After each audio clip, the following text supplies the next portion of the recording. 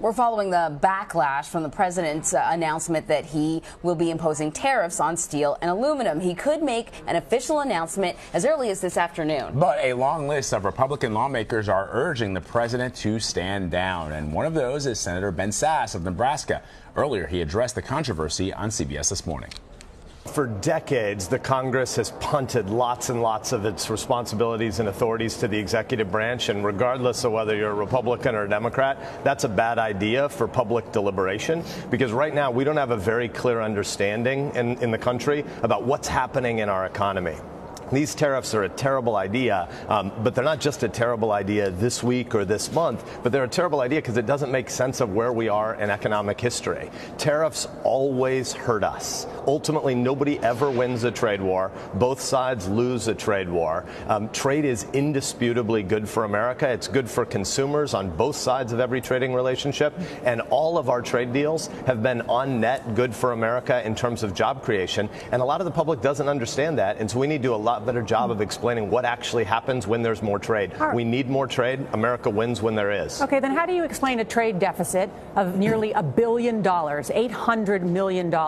President Trump tweeting yesterday that the U.S. has lost 55,000 factories, 6 million manufacturing jobs, and has this huge trade deficit. Isn't it time for there to be something done about this?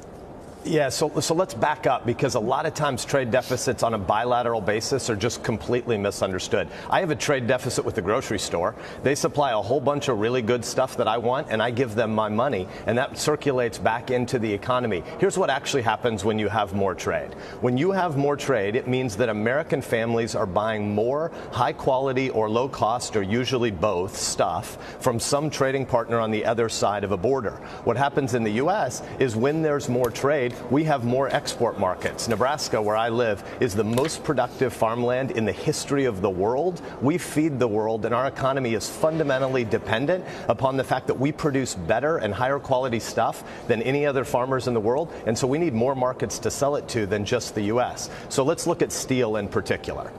When you raise tariffs on steel, 320 million American consumers lose, because everybody who went to the store last night and buying something for their kids or for their household that they need, there were metal products in it. And when you have tariffs, you raise prices on steel, and all 320 million American consumers lose. But at the level of production, even before you get to retaliation, and let's be clear, if the president goes through with this, it will kill American jobs. There will be retaliation, and specific American families and producers and workers are going to lose. But even before you get to retaliation, if you just look at steel, this plan will kill steel jobs in America. Why? How could that be? It sounds like you'd be doing this because you're trying to help steel workers. There are 140,000 production steel mill workers in America. There are more than 5 million factory workers in America that work at factories that use steel as a primary input. When you raise the price of steel, those factory workers are going to lose jobs. There are going to be some of those 140,000 steel production workers that will benefit. There'll be lots more of the 5 million steel workers that use them as inputs that are going to suffer. We need to start telling the American people the truth about what's happening in big factory jobs. And the analog is agriculture. In 1900, more than 40% of Americans worked on farms. 100 years later, less than 2%, and yet we produce more stuff. That's what's happening in industrial factory jobs right now. We have rapidly declining numbers of people working in industrial jobs, but we have more total output. We need to start telling the truth about technology. It's very clear to all of us listening how much you love your state and how much you're against this proposal. But back to John's original question, what can you do? What are you going to do about it? Yeah, I mean, I'm going to talk to you, and I'm going to talk to the American people, because the president has the power to do this under current law. It's stupid policy, but he has the authority. Who's he listening to? So there's a big fight happening inside the administration right now, because most senior people in the White House know that this is a really dumb policy, and the American people, the forgotten workers of even the Rust Belt states, they don't want to be drafted and be casualties in a stupid trade war. And so there are a bunch of people inside the administration trying to talk the president out of this, but you can see the mixed messages coming out of the administration when we say we're doing this to target China. And you know who loses most? Canada, one of our fundamental partners. They're the main exporter of steel to the U.S. Senator, you talk about the organization inside the White House. You used to repair organizations for a living. Assess the organization inside the White House right now. Yeah, so it's a tough place to work, and there are a lot of really good people there, and the president does deserve credit for a lot of good people he's put in this administration. Somebody like Don McGahn, who's helping him pick judges, doing a phenomenal job. But a lot of them the are leaving, regulatory Senator. agenda. A lot of them are leaving. It's a chaotic place, Gail. I'm not going to argue with you about that. Ultimately, this White House is a reflection of this president, and he's said that he likes chaos. I don't think that's really a great way to run an organization, but I save most of my counsel on that topic for the president in private. We actually have a surprisingly good relationship. We wrestle a lot in private before I'm out here criticizing him in public. But in the trade war that we're talking about today, it's going to hurt Americans. It's going to hurt American families, and it's going to cost us jobs. And I hope the president walks back from the brink. All right, for more, we turn to White House columnist for The Hill, Niall Stanage. Niall, good to see you. And you, Vlad?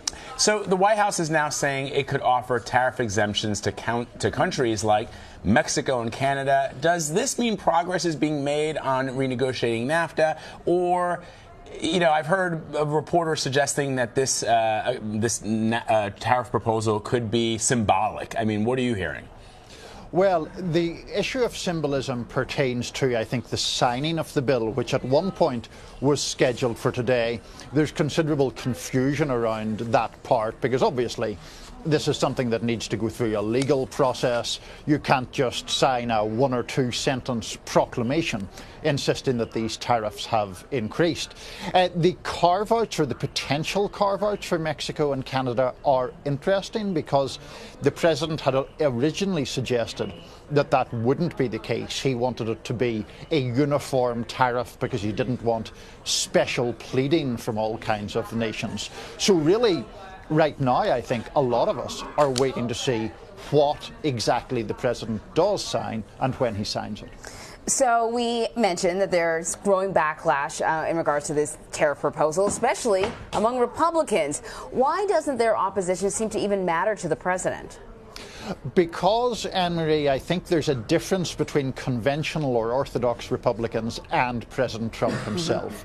He won the presidency against the odds, in large part by appealing to a constituency that hadn't voted for previous Republican nominees in the recent past, essentially white working class people in industrial states like Pennsylvania and Michigan, Ohio, places like that. So I think this proposal the president views as delivering for those voters. The Republican Party overall has a different view. It is more a free trade party. It's more in line with the comments that Senator Sass just gave in the interview you showed from today.